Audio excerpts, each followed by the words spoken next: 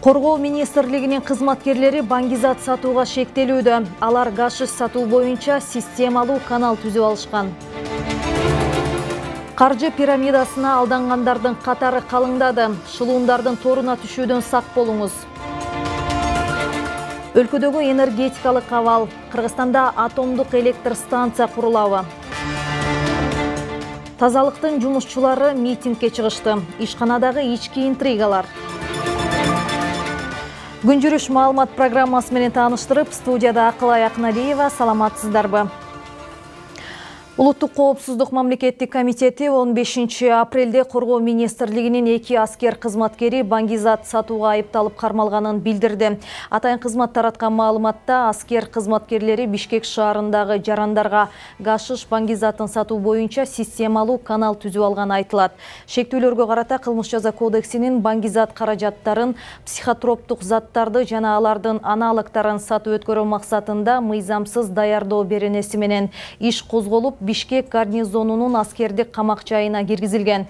Аталган фактыны УКМК менен Бишкек гарнизонунун аскердик прокуратурасы аныктаганы айтылат. Ош шаарында синтетикалык баңгизат сатуу менен алектенген 2 аял кармалды. Бул тууралуу Ички иштер министрлигинин басма сөз кызматы кабарлады. Ош облустук милициясына Азият улутундагы аял баңгизаттарды мыйзамсыз сатып жүргөнү тууралуу маалымат түшкөн. Бул факты боюнча кылмыш иши козголуп, иликтөөдө аялдын Ош шаарынын аймагында баңгизат сатып жүргөнү аныкталган. Атайын операциянын жүрүшүндө синтетикалык каражат сатып жаткан учурда 2 аял кармалган. Азыркы тапта шектүүлөрдүн дагы башка шериктерин аныктоо иштери жүрүп жатат. Улуттук коопсуздук мамлекеттик комитеттин кызматкерлери Талас облусунун Бакаята районунун тургунун радикалдык көз караштан баш тартууга жана тыюу салынган якын инкар кыймылынан чыгууга көндүрүштү. Бул тууралуу атайын кызматтан кабарлашты. Маалыматка караганда жаран 2014-жылы якын инкар диний экстремисттик уюмуна кирип, активдүү түрдө тыюу салынган адабиятты үгүттөп жана таратып жүргөн. УКМК ал тургун тандап алган диний багытынын жаңылыш экенин моюнга алганын билдирди. Ал башка жарандарды да тыюу салынган уюмдардын кайрылууларына алданбоого чакырды. Соңку учурда Кыргызстанда каржы пирамидаларына жана турак-жай кооперативдерине акчасын алдатып, милицияга кайрылгандар күн санап өсүүдө. Ички иштер министрлиги билдиргендей, ушул жылдын январь-февраль айларында эле 133 киши каржы пирамидасына алданып, 61 миллион сом чыгым тарткан. Ал эми турак-жай кооперативдери боюнча жыл башынан бери 140-ка жакын арыз түшүп, 70тен ашык кылмыш иши козголгон. Мындан улам укук коргоо органдары, экономисттер жана дин ишмерлери жарандарды жеңил акча табууга чакырган ишенимдүү эмес уюмдардан алыс болууга чакырат. Кененирээк Каныкей Бозгунованын материалында. Ички иштер министрлиги билдиргендей, ушул жылдын январь-февраль айларында 133 киши каржы пирамидасына алданып, 61 миллион сом чыгым тарткан. Бул боюнча сотко чейинки 111 өндүрүш иштери тергелип, анын 91 сотко жиберилген. Ал эми жыл башынан бери турак-жай кооперативдерине алдандым деп 139 жаран кайрылып, 73 кылмыш иши козголгон. Жалпы чыгым 66 миллион сомдон ашкан. Бул көрсөткүч былтыркыга салыштырмалуу кыйла көп. Фактылардын көбү Бишкекте жана Ош, Ысык көл облустарында катталган. Жалпы акча каражаттарынан чыгым болушкан жалпы өлчөмү 66 миллион 641 сомду түзөт азыркы учурда.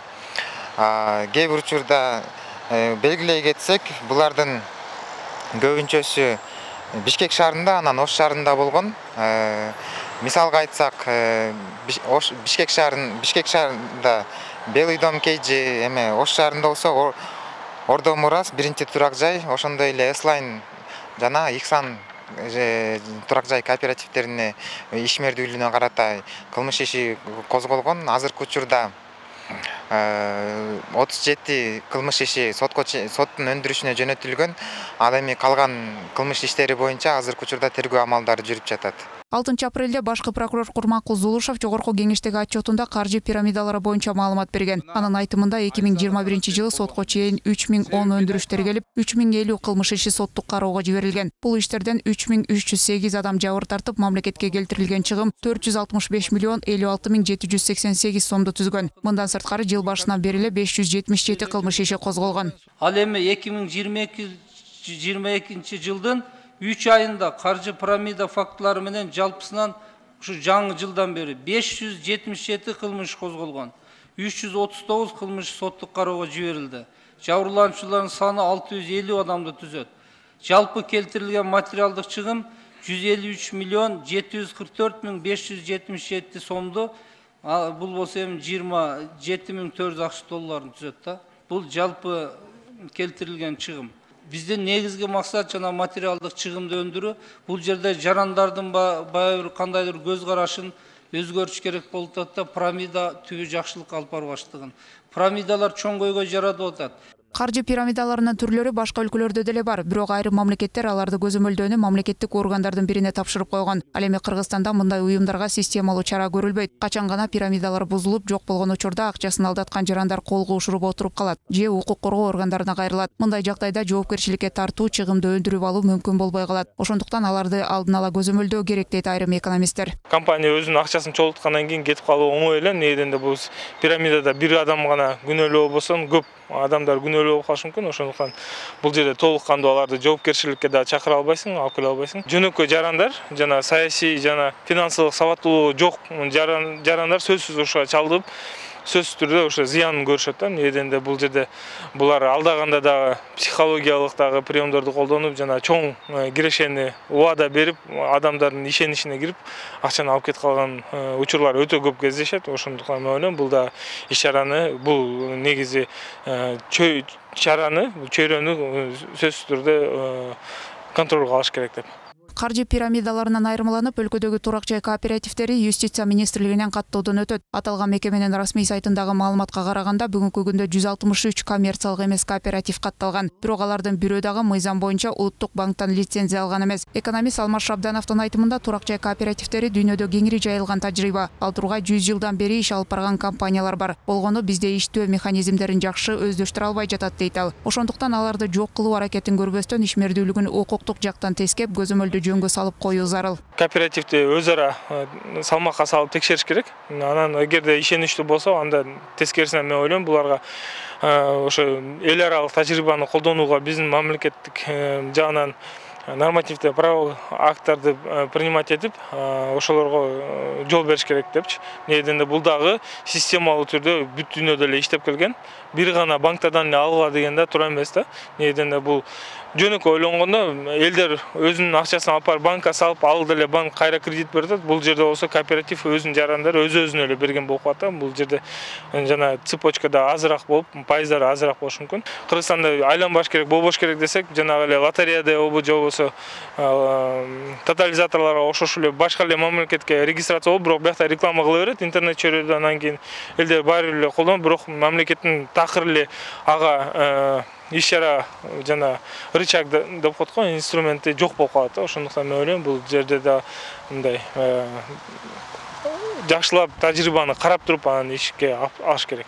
Классикалык каржы пирамидасы бул алдоо менен пайда алуунун жолу. Андан ири киреше табуу мүмкүн эмес. Эгер пирамиданын эң жогорку баскычына жетип байып кетем десеңиз, баарынан кол жууп, акчаны уюштуруучуларга карматасыз. Бул ишке аралашуу динге каршы келген чоң алдамчылык жана арам иш дейт дин өкүлдөрү. Алардын пикиринде турак жай кооперативтери деле пирамидалардын бир түрү. Андыктан мындай иштерди алдын алуу максатында муфтият атайын фатваларды дагы чыгарган. Мекемеге жардам сурап кайрылгандар дагы көп экен.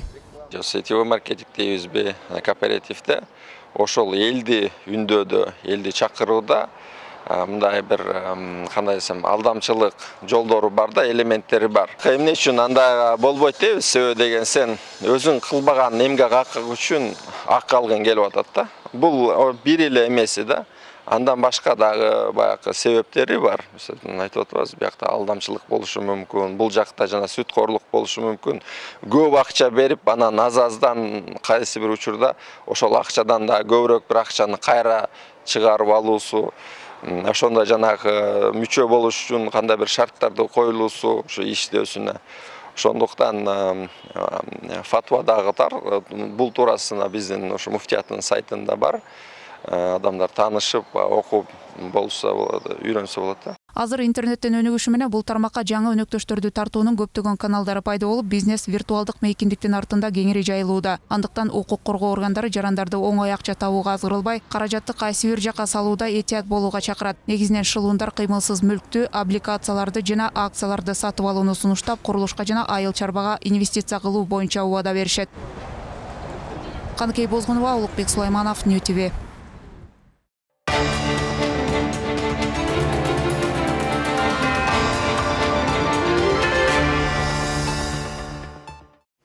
Өлкө башчы Садыр Жапаров мамлекеттик сатып алуулар жөнүндө мыйзамга кол койду.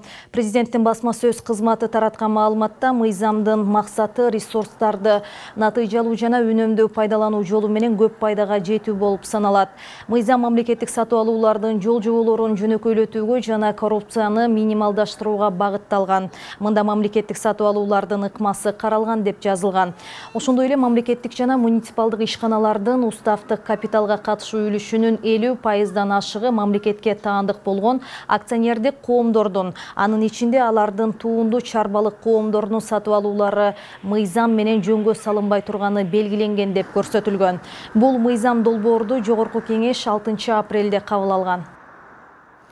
Энергетика тармагындагы реформалардын алкагында ортомчу компаниялар кыскартылып, бириктирилип, натыйжада 2 чоң акционердик коом иш алып барары пландалууда. Бул тууралуу энергетика жана өнөр жай министринин орун басары Тилек Айталиев парламенттин Ата журт Кыргызстан фракциясынын жыйынында эл өкүлдөрүнүн суроолоруна жооп берип жатып билдирди. Мындан сырткары өткөн жылдан бери кооптонуп келе жаткан Токтогул суу сактагычындагы суунун көлөмү, келерки жылдын күз-кыш мезгилине даярдыктар, ремонт иштери жалпы эле өлкөдөгү энергетикалык абал тууралуу маалыматтарды берди. Жыйындын жүрүшү тууралуу Шекер Сатыбалдиева баяндайт. Кыргызстандын энергетикалык абалын талкуулоого чогулган Ата журт Кыргызстан фракциясынын депутаттары үчүн энергетика жана өнөр жай министринин орун басары дегенде өткөн жылдан берки жагдай боюнча кыскача маалымат берди. Электр тогунун абалы Токтогулдагы суунун көлөмүнө байланыштуу болгондуктан былтыр күз-кыштан өтүү бир аз кооптуу болгон. Суунун кирүүсү 3-5 жылда тартылып тургандыктан андай көрүнүш өткөн жылга туш болуптур. Ал эми сууну үнөмдөө максатында Бишкек жылуулук борбору көбүрөөк иштегенге аргасыз болгон. Жылда адаттагыдай кыш мезгилинде Бишкек жылуулук борбору 360 мегаваттка чейин кубаттуулук менен иштеп келсе, былтыркы кышты 450 мегаватт менен иштеп чыкты. Бул кошумча ушул жылда 1,3–1,5 миллиардка чейин, эми эң көп болгондо 1,5 миллиард киловатт саатка чейин өндүрүп келген. Былтыркы кышта 2,1 миллиард киловатт саатка чейин өндүрдү. Bunun негизги максаты ушул суун үнөмдөө болуп эсептелген. Бул арада кошуна Казакстан менен Өзбекстандан товар алмашуу жолу менен энергия алынса, Түркмөнстандан электр тогу импорттолуптур. Мында жол аркылуу элди жарык менен камсыздандырбаса, Токтогулдагы суунун көлөмү энергия өндүрө албай турган абалга кептелмек экен. Бүгүнкү күндө суу сактагычта 8,1 миллиард куб суу бар. Кыштан аман суу чыккан соң энергетиктер эми ремонт иштерин дароо эле башташыптыр. Эл өкүлү Жеңишбек Токторбаев энергетика тармагындагы реформага кызыгып, электр тогун бөлүштүрүүчү компаниялардын бириктирилиши тууралуу сурады. Эгер алар кыскартылып бириктирилсе, 1 миллиард сом үнөмдөлөт. Мамлекеттик распред компания бириктирилип, 7 распред компанияны түзүү каралып жатканы көрсөтүлгөн. Жыйынтыгында канча каражат үнөмдөлөт? Бүгүнкү күндө электр станциялар ачык акционердик коому менен Бишкек жылуулук тармактары бирикти. Андан тышкары улуттук электр тармактары 4 бөлүштүрүүчү компания менен чогуу бириктирилди. Анын натыйжасында биз эми экономикалык эффект катары 1 миллиард сом эффект берет деп өзүбүзгө пландаганбыз. Азыр Кудай буйруса ошол 1 миллиард сом ба? Ооба. Маалым болгондой, электр тогун бөлүштүрүүчү 14 ортомчу компания кыскарып 2 ири акционердик коом болуп түзүлмөк болуптур. Алардын бири энергияны өндүрүүчү милдетти аркаласа, экинчиси жеткирүүчү жана сатуучу компания болот. Бирок мунун тарифтик саясатка эч кандай тиешеси жок. Ал эми өндүрүлгөн электр энергиясынын канчасын Токтогул КЭСи, канча көлөмүн Бишкек жылуулук борбору өндүрөрү да белгисиз. Мындан улам депутат Мекимек Абдалиев Кыргызстандын 1 жылдык керектөөсүн такташтырды. 1 жылдык потребность электр энергия канча түзөт? Былтыркы жыл менен айтып кетейин, 16 миллиард 27 миллион киловатт саатты түздү. Ушунун ичинен канчасын ГЭСтер 1 жылдын ичинде иштеп чыгат жана ТЭЦ канчасын иштеп чыгат? Эми тест боюнча маалымат алдым. 360 мегаватт иштеп чыгат экен. гэстер бир жылда канча иштеп чыгат? Мисалы былтыркы 10 миллиард 50 миллион киловатт саатты гэстер иштеп чыккан, 2 миллиард 292 миллион киловатты ТЭЦтер иштеп чыккан. Анткени менен өткөн жылда кооптонуп калган эл келерки жылдан сарсанаа болору белгилүү. Кыштын узун суук түндөрүндө жылуулуксуз, жарыксыз калбайбызбы деген кычалачылык болот. Бирок энергетиктер жылдагыдай эле даярдык, үзгүлтүксүз жарык берүүнү камын көрөбүз деп ишендирди. Быйылкы жылды деле эч кандай үзгүлтүксүз, баягы верини өчүрөт экен, мал менен өчүрөт экен деген көрүнүштөргө алып келбейбиз.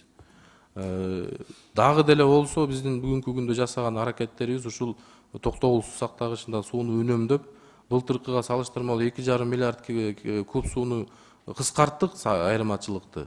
Быйыл дагы ошондой көрүнүш менен суунун көлөмүн көбөйткөнгө алып бара беребиз. Токтогул суу сактагычына байланып отура бербей, өкмөт өлкөдө чакан гэстерди куруу жана Камбар Ата биргесинде өз күчүбүзгө ылайык сунуш берсе, инвесторлор аркылуу да баштоо саясатын жүргүзгөнү белгилүү. Бул арада Өзбекстан тараптан Камбар Ата бирди биргеликте куруу сунуштар айтылып, бирок кандай чечимге келгендиги табышмак бойдон калган. Эки өлкөнүн ортосуна суу тартыштыгы жаралбайбы деген мөдөмүк ойлор бар. Бирок министрлик бул маселе боюнча азырынча бир чечим чыга электигин түшүндүрдү. Бүгүнкү күндө тийиштүү министрлик кабинетинин токтомун долбоору макулдашуудан өтүп, азыр кол коюуга киргизилди. Эгерде ушул токтом чыга турган болсо, биз өзүбүз Камбар Ата биргесинин курулушун баштай беребиз. Биринчи кадамдарды таштайбыз. Андан кийин эгер инвесторлор кызыгып ушул долбоорго кошулуп биргеликте иш алып барабыз дей турган болсо, биз алар менен иштешкенге даяр болобуз. Бирок биз өзүбүз биринчи кадамды баштап бүгүнкү күндө ишти баштайбыз. Жыйындын жүрүшүндө атомдук электр станция куруу маселеси боюнча да суроолор жаралып, канчалык чындыкка дал келерин эл өкүлү Азбек Турсунбаев сурады. Атомдук электр станциясын куруу боюнча бир маалымат бергенсиз да? Ошол канчалык деңгээлде чындыкка жатат да? Ал боюнча кандай иштер жүрүп атат? Росатом эми бул дүйнөлүк компания экен, өзүнүн тажрыйбасы менен. Бүгүнкү күндө ушундай бир өзүбүзгө жол картасын түздүк. Меморандумда көрсөтүлгөндөй 2028 жылга чейин деп караганбыз. Эми бул аябай мындай бир маселе го, баягы кылдаттык менен мамиле кылышыбыз керек. Ошон үчүн жакшылап изилдеп чыгып, бардык экологдор менен, башка мамлекеттик органдар менен макулдашып туруп, анан кийин бир чечимге келебиз да. Электр энергиясын үнөмдөөдөн жоготууларды азайтуу бүгүнкү күндө маанилүү жагдай. Аны азайтуу үчүн кандай аракеттер болуп жатат жана майнап болууда, дейт депутат Карим Ханжеза.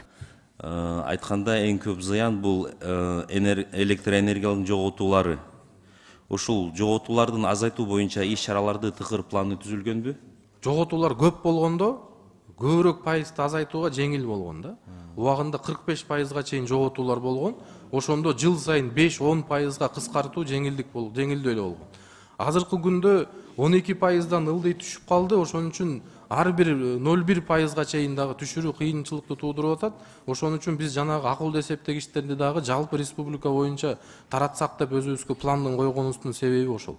Фракциянын жыйынына катышкан дээрлик көпчүлүк депутаттар суроо берип, жеткиликтүү жоопторду алышкандыктан соңунда келерки жылга даярдыктарды кылдат көрүү тууралуу сунуш пикирлерин гана айтышты. Шекер Сатыбалдиева, Аскар Маратов, New TV.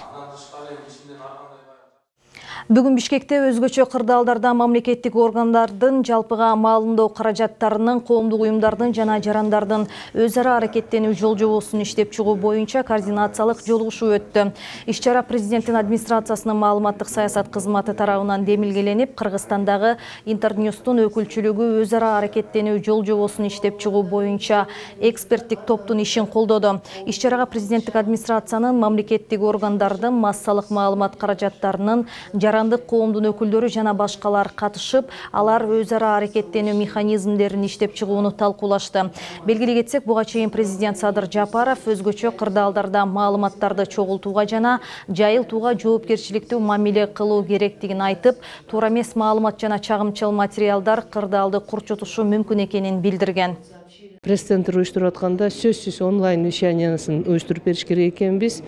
Анан дагы бир бүгүн сүйлөшүүлөрдө уктук, что андан тышкары дагы мисалы фотографтар, видеографтар биз топ болуп даяр болобуз. Тез арада алып кетсеңер, ушундай кырдаалда, өзгөчө кырдаалда эң биринчи моменттерди уже фото, видео фиксация кылганга даярбыз деген сунуштар уктук.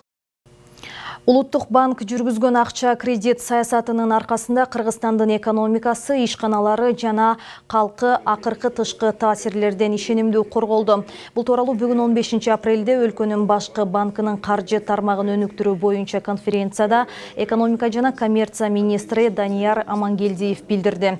Анын айтымында улуттук банктын ролу 2008-2014 жана 2022 жылдардагы кризистер учурунда байкалды. Министр азыр өлкөнүн алдында өнүгүү үчүн шарттарды түзүү, өнөр жай потенциалын жогорулатуу, ички иш менен камсыз кылуу, рыногун кеңейтүү жана тереңдетүү, экономиканын структурасын өзгөртүү сыяктуу милдеттер турганына токтолду. Иш аракеттерибиз жүргүзүп атат. Бул биринчи өндүрүштүк кооперация, андан тышкары соода кооперациябыз. Буга байланыштуу азыр өзүңүздөр күбө болгондой, кече Өзбек-Кыргыз фондусунун ачылышына күбө болдуңуздар. Анын алкагында азыр уставдык капиталы 50 миллион доллардын тегерегинде болот. Андан тышкары ошол долбоорлорду иштеткен сайын 200 миллион сомго жеткирип, андан ары дагы ошол товар оборот 2 миллиард сомго жеткиргенге бир кандайдыр бир чоң өбөлгө болот да бул фонддун түзүлүшү.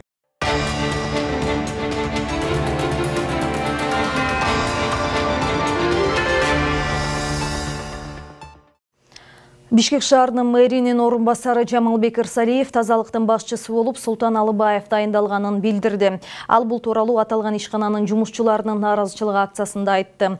Жаңы жетекчиге тазалыкчыларга дем алыш күндөрү иштегени үчүн айлык акы төлөп берүү маселесин чукул арада чечүү тапшырылды. Маалым болгондой, бүгүн аталган ишкананын кызматкерлери иш таштап, жетекчинин иштен кетүүсүн талап кылышып, айлык акы, коопсуздук маселелерин көтөрүштү. Кененирээк Тазагүл Эмилбекованын материалында. Бүгүн Башкалада тазалык муниципалдык ишканасынын 300гө чукул жумушчусу нааразычылык акциясына чыгып, жетекчиси Азат Сагыновдун иштен алынышын талап кылышты. Алар бул тармакты билген адам башкарышы керектигин айтышып, жетекчилер тынбай алмашып жатканына да нааразы болушкан. Ошондой эле коопсуздук маселеси каралбай, машинелерге тетиктер алынбай жатканына жана айлык маселеси жакшы чечилбей жатканына даттанышты. Азыр 6 айда биз деген 64 миллион карса кеттик. Бизде элементарный азыр көп нерсе берилбейт. Биз бул убакка чейин алып жүргөн премияларыбыз, за выходной биз бекер эле иштеп жүрүптүрбүз. То есть бир жылда 364 күн болсо, биз 65 күн иштейбиз да, кээде ночта чыгып калабыз мондайчы. Ошолордун баары биз жөн эле бекер иштеп жүрүптүрбүз по закону. Незаконно деп ошонун эме кылып атат да. Бизге премиябыз бир жылда бир день коммунальщик бар, марттын 3-чү воскресеньясы.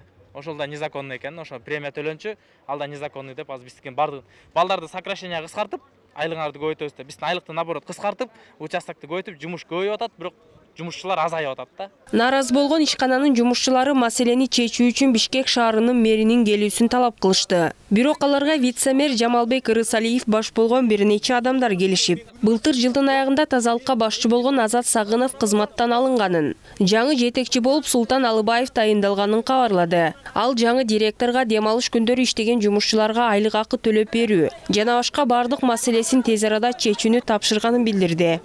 Эми азыр булардын айтып аткан жанагы жаш келип алып туруп дүкүлдөп, даже мени менен 10 күн кармашты. О ким гана звонить эткен жок. Ошол бала үчүнчү мен айтым алам. Анткени себеби бул жерге биз айылда өскөнбүз баарыбыз тең. Шыпыргы менен күрөктүн айырмасын кайсынын сабы кайсы болорун билген киши келмейинче иш оңолбойт деп айтып атам.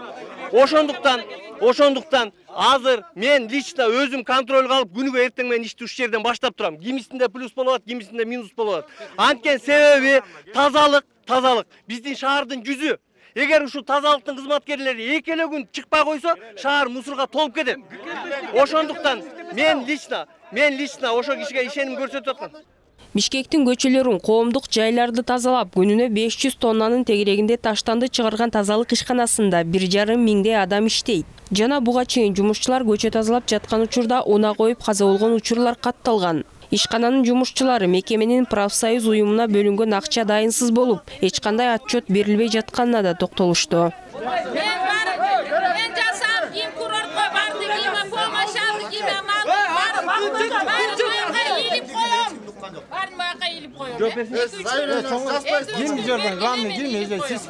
Окуяга күбө болуп, жумушчулардын арыз муңун уккан Бишкек шаарынын мэринин орун басары жакынкы күндөрү муниципалдык ишканадагы бардык маселе чечилет деп убадалады. Булардын көтөрүп аткан проблемаларынын баары туп-туура. Себеби ушул эле айтып аткан жанагы инженер келет, мына 3 айдан бери трактор бузулуп турат экен. Бирдеме десе тендер жок. Мына тендери жок, азыр түз ала баштайт. Бул машиналар оңолот.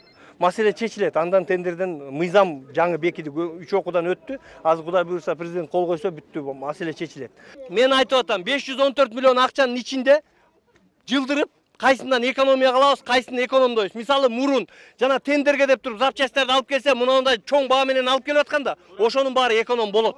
Ошол экономдун негизинде суббота, воскресенье иштегендерге, андан сырткары вредностьна, ушуларга ошондон айлыгына чыгарып төлөп беребиз. Буга чейин дагы айтам, буга чейин вице-мэр катары мен силер кыйкырып аткан башка, ал биякта да дворниктер бар. Дворниктердин айлыгын көтөргөндө лично мен кыйкырышып жүрүп көтөрүп бергем, барып элдин баарына түшүндүрүп 1 ай жүргөнбүз. Рыспек Анакучакөз ээрчишип алып. Айта кетсек, жумушчулар кайра келип иштесин деген Рыспек Сарпашев 2021-жылдын 21-сентябрында өз арызы менен тазалык ишканасынын директорлук кызматынан бошотулган. Бүгүнкү нааразычылык акциясынын болушунда 21 жаштагы Тимур Шаботоевдун директордун орун басары болуп келгени да себеп болгон. Ал санариптештирүүнү өнүктүрүү менен алектенип жатканын түшүндүрдү. Жоқ, мен финансовый директор емес, мен проект отношениялар билинговый система. Мына байкелер менин жумушум такыр башка да. Мен финансовый Ошо сен суроого жооп берлечи, чакырып турат. Мен система билинги элдерге квитанция тараткан единый квитанция кылып атам ушуну. Ушуну бүтүрөйүн деп келдим. Бияка Центр цифровой технологияда зам болуп иштегем. Директор кетпеди, ошо болчу зам директорчу. Мен производствого жооп бербейм. И то мен акыркы 1 ай производство атайын постарался зайти иштеп. Шаар бийлиги ишкананын кызматкерлеринин митингге чыгышы боюнча үн катып, тазалыкты Рыспек Сарпашев жетектеп турган убакта ишканада бир катар каржылык мыйзам бузуулары аныкталганын билдирди. Мекеменин басма сөз кызматы тараткан маалымат боюнча эсеп палатасы жана мэриянын ички аудит башкармалыгы жүргүзүлгөн текшерүүдө ишкананын 2019-2020 жылдардагы ишинде мыйзам бузуулар аныкталып, абоненттер менен иштөөдө мамлекетке 7.339.300 сом зыян келгенин маалым болгон. Ошондой эле тейлөө кызматкерлерине кошумча төлөмдөрдү берүү жаатында 42.321.900 сомдук мыйзам бузуу аныкталган. Бул каражат сметада каралган эмес. Тазагүл Эмилбекова, Мээринбек Жусупбек уулу, Нью ТВ. Министрлер кабинети май айындагы эс алуу күндөрүн тактады. Ага ылайык 5 күндүк жумуш күнү менен иштегендер 2022 жылдын 1 майынан тарта 9 майга чейин эс алат. 4 майдагы жумушчу күн 30 апрелге, 6 майдагы жумушчу күнү 14 майга которулду. Май айында эмгекчилердин эл аралык күнү, Конституция күнү, жеңиш майрамы белгиленет. Быйылкы Орозо айттагы май айынын башында болот. Сиздер ушул сааттарга алынган жаңылыктар түрмөгү менен тааныштыңыздар. Алдыдагы эс алуу күнүңүздөр көңүлдүү улансын, саламатта туруңуздар.